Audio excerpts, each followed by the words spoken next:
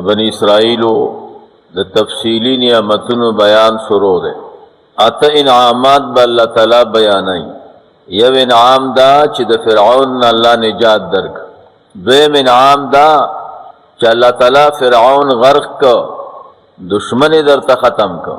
دریم تاسو تعفو وکړه. څلورم تورات درکو. پنځم ستاسو د جرم سزای هغه کې تخفیف وکړه. شپږم مریض در باندې سور کړه. وم الله درته من او سلوا درکړو. او اتم د تیګ نه درته وبر وېستو. داتو نعمتونو تذکرہ. تو الله تعالی موسی علیہ السلام ته فرمایل بس فرعون بدبخت ده، دا سکارو کوي چې تاسو د مصر نه وځئ او زه دوی هلاکوم. موسی علیہ السلام بنی اسرائیل ته وی بیګا ته د شپې وځو، خدا سکارو کوي چې د دې فرعونیانو نه دا سره زر په سوال باندې واخلئ او باندې ورته کوي چې زمون کر خادي دا وعده ده، دا سره زر غوګواله او چارګل او دا شیونه را کوي چې زمونږ وعده تیر شینو دربې کو. ما تم یادېږي، تاسو ته هم یادېږي. مخکې غریبي ډېره وه چې واده به یا یو خادي به وه، یو پروګرام به، نو اکثر به یې واسکټ د بل نه اغسته، سات به د بل نه اغسته. وایي واده او خادۍ ته ځمه، بیا چې راغلم بیا به یې درکم. اوس خو الحمدلله پر اخي راغله، اوس څوک چا نه واسکټ یو شیونه نه الي. اوس که اخلي نو موټر اخلي. هلکه وایي واده ته ځمه، دا موټر دې رانکه چې ورشمه نو ښایسته به ښکارم. نو دا رواج د مخکې نه و.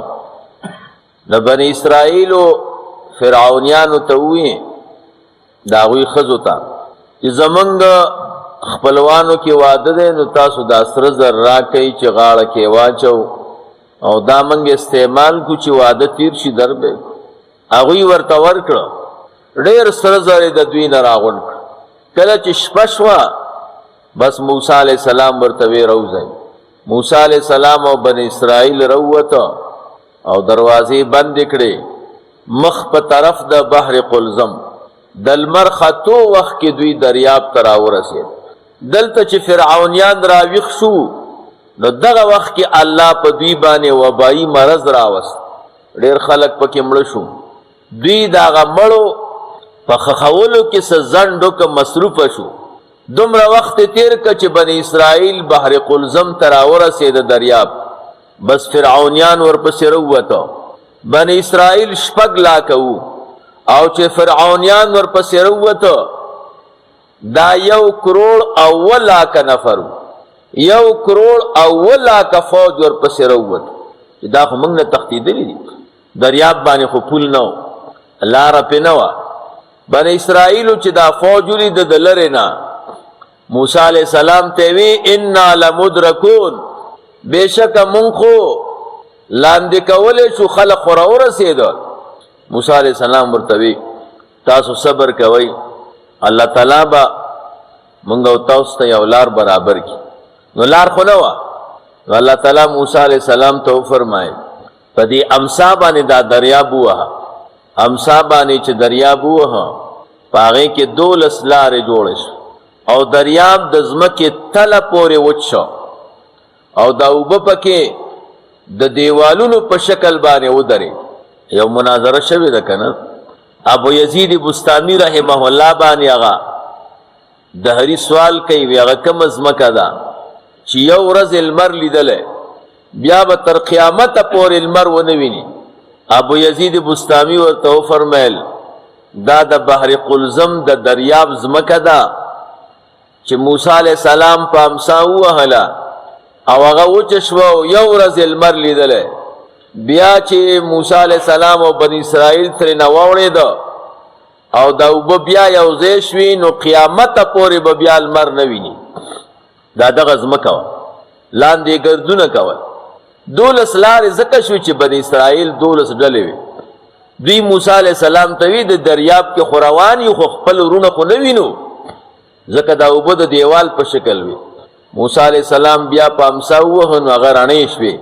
نو یو بل لیدل لکه د شیشې په شکل دوی چې د دریاب نه واوړېده نو فرعون راورسېده فرعون چې دریاب ته وکته او دې لارو ته وکته بس پوه شو چې کار خراب دی زما د هلاکېدلو وخت راغی خلکو ته وی تاسو مخکې شئ زه درپسې یم هغوی ورته وی عجبه ده ته زمونږ خدای ته زمونږ معبود یې ته وروسته کېږې او موږ مخکې کې ته به مخکې کېږې او جبریل علیه السلام الله راولېږه نو د فرعون د دې اس مهار یې ونیوه او راکشې که او میکائیل علیه السلام د شانه په کمچي نه ووهه او بس مخکې که د دریاب منځ ته چې ټول سره د فرعون فوج ورسېده بس الله تعالی پې دریاب راوست دا منظره بني اسرائیلو کتله ټول الله غرق بني اسرائیلو موسی علیه السلام ته وویې وایي کیدی شي چې فرعون بچي پاتې نه موسی علیه السلام سوال وکړه نو دریاب د فرعون دا بدن دای باندې راوغورځاو چې د دوی یقین راشي چې دی مردار دی الله فرمایي فالیوم ننجیک ببدنک لتکون لمن خلفک آیة فرعون نن ستا بدن ته نجات درکو چې د رستنو خلکو د پاره عبرت شي د فرعون جسد اوسم د مصر په عجایبګر کې پروت دواګانې وغیره پې اچوي او خلک ملاقات ته ورځي د عبرت دپاره نو دا نعمت الله تعالی یادوي